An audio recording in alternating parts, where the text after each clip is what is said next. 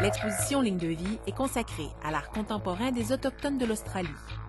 Elle s'articule autour de la relation au territoire. Terre de savoir, terre de pouvoir et terre de rêve. Donc terre de rêve, ce sont les histoires ancestrales, la cosmologie. Terre de savoir, ce sont les savoirs géographiques, topographiques, enfin, de l'environnement. Terre de pouvoir, c'est justement montrer comment cette symbiose entre la terre, l'histoire et les hommes, elle continue d'une façon très dynamique. Sculpture, peinture, photographie et installation témoignent de la vitalité de cette culture millénaire qui a connu les affres de la colonisation. On n'a pas l'habitude de fréquenter l'art contemporain aborigène d'Australie.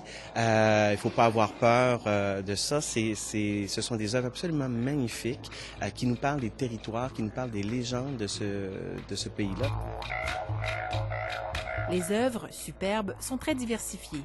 Couleurs, lignes et pointillés tracent le parcours d'une culture où identité et politique sont inextricablement liées. Elles sont politiques parce qu'elles racontent la relation à la terre, entre la personne qui a droit à la terre et quand cette personne a droit à la terre, elle a droit à dessiner un rêve.